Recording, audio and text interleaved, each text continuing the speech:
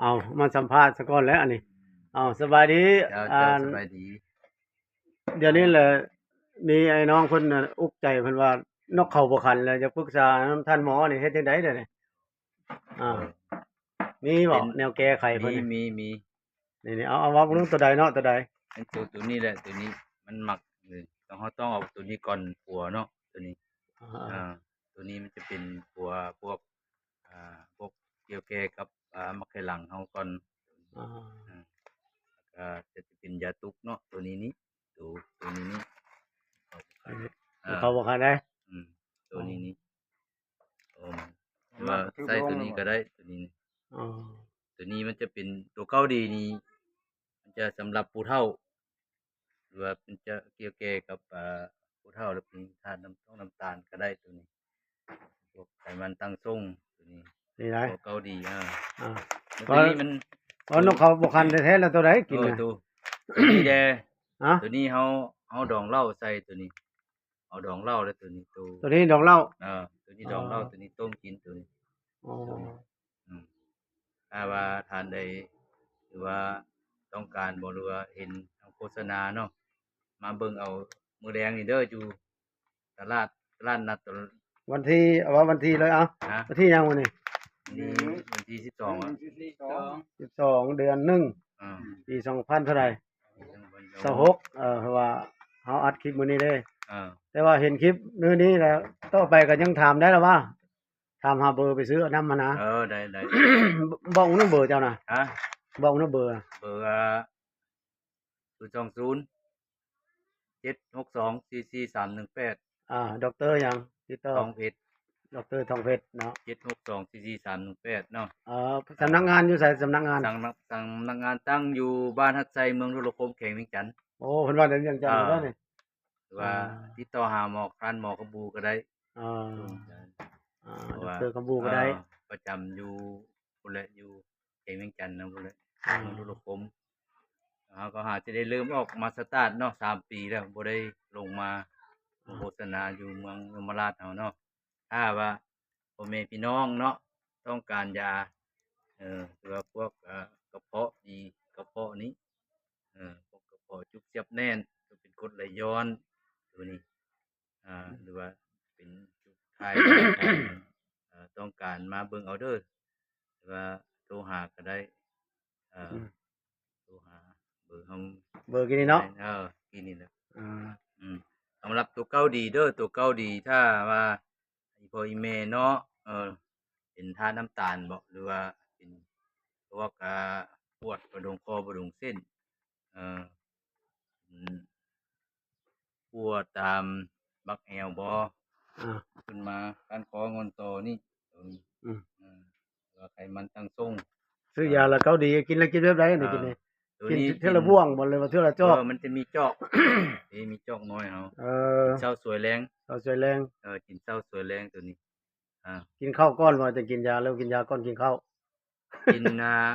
กินนั่นก็ได้แนวใดก็ได้กินก่อนเข้าส่วนหลายกินเหล้าก่อนได้บ่กินเหล้าก่อนหรือกินยา กินเหล้าบ่ได้เด้อ เออ ถ้าบ่แล้วมันๆดีบ่เลยว่ากินนั่นกินเหล้าเนาะๆอ๋เอออเออกินยาแน่กินเหล้าสลับเดียวไปแล้วบ่ได้ต้องคลำเหล้าบ่สรุปแล้วลำ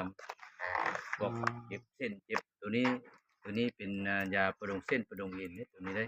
อืมดีเจ็บหลังปวดแอวหรือว่าเป็นกระเพาะประสาทนะเ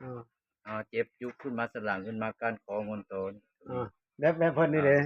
แบบหัวหน้าเพิ่นนี่เด้ตัวแบบเพิ่นเข้าบ่คันเป็นอันนั้นตัวนี้เข้าบ่คันครับตัวนี้ใส่เป็นละเป็นซ้ำเฮือมา 4-5 ปีแล้วได้ได้บ่ดีตัวนี้อ๋อซ้ำเฮือก็ดี10 ปีก็ได้บ่เป็นหยังในท้องเดือนนะบ่ฮะดีในท้องเดือนเลยบ่บ่แล้วมันเราก็ต้องกินบางคนจะประมาณต่อเนื่องนั่นแหละประมาณ3-4 3 4 5อันพุ่นแหละเป็นเฮิงนะอืมทำ2-3 เดือนหน่อยดีเลยแหละต้องเอาไปลองเบิ่งก่อนบ่เห็นผลบ่ซื้ออีกเฮาก็ได้ลองเบิ่งเห็นผลแล้วก็ซื้อนํไปเนาะ บ่ลองชื่อก็เราก็โทรหาอืมมีเบอร์ พ่อเฒ่าเด้สนใจตัวใดนี่เอาบ่เท่านี่เก่าดีเด้อนี่เอาลุ้นอันย่ำมะพร้าวให้ผู้สาวก็ได้นะมะกะโบกนี่ครบเลยนี่เจ้ายานี่มันซื้อมาไว้โดยเฉพาะซื้อยานี่เมื่อไว้กินได้บ่เอารูปนี่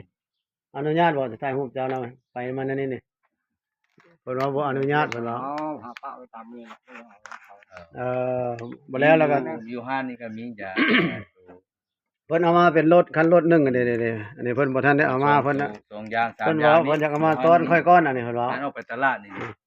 เฉพาะแต่ยาน้ำได้ตัวนี้บ่มี โอ้ เดี๋ยวไว้ อันนี้เราต้มบ่หรือว่า เออ ดองเหล้า ต้ม ตัวนี้ ตัวนี้ดองเหล้าตัวนี้นะ ตัวนี้ดองเหล้า เออ ตัวนี้ต้ม ตัวนี้ดองเหล้า อ๋อ เอาเด้อพี่น้องพ่อแม่เด้อมื้อแรงเด้อไปตลาดนัดเด้อ อ่า ตลาดนัด มื้อแรงของวันที่หยังก็วันเสาร์บ่วันหยังวันหยัง เป็นวันจันทร์ดิ นี่มันจะ ตอนแรงวันจันทร์เนาะ ตอนแรง มื้อนี้เนาะ วันจันทร์เนี่ย โมงนี่ละ 1 โมงแล้วตอนนั้นเพิ่นก็ไปแล้วนี่ ติดตามเฟซเพิ่นเด้อลงไปหาไปเอา อืมๆติดต่อแล้วสิหาเบอร์ขึ้นให้เด้อ เออ อืมเห็นได้ทั้งพี่เด้ดีเด้อจะเอ็นจะเอลฮะอันเอียนดอนเจ้าฮะ มาเพิ่นเลย นั่นน่ะจังหวะเอียนดอนเจ้าฮะ ดอนนั่น ดีแล้วพุ่นเนาะ ดี แรงมาเบิ่งเอาเด้อฮักอินดอนเด้อ 100%เนาะ นี่100% เจ็บเอวดีแท้ให้เลย ข้อยบ่เคยเห็นเอียนดอนข้อย เจ็บเอว ใน ดี ทุกขาวๆแม่นเลย นี่กำลังอันนี้กำลังทดลองว่าโอ้ย กำลัง อีกโดนๆอย่างนั้นเอาฝากซะอีกวันหนึงแล้วสิลงคลิปนี่ ของ อ่า ควันบ่ เอาฝาก นี่เด้อ ไปควัน เอ้ย ของเจ้าบ่ฮักอย่างดอน ยาซุมนี่มันให้ เอามานํเพิ่นนั่นแหละเพิ่นเอามาน่ะเอาฝากสถานที่เบอร์โทรบ่นไปซื้อเอานี่ เออน อกจากมื้อนี้เราไปซื้อเอาอยู่ไส อันนอกจากวันนี้โทรเอาเด้อ ส่ง อยู่ ฝากตาม อ มัน ยู่เมืองยมราชก็มีอยู่มหาไซก็มีเนาะ หรือว่าฝากตามคนส่งก็ได้เนาะ ฝากตามขนส่ง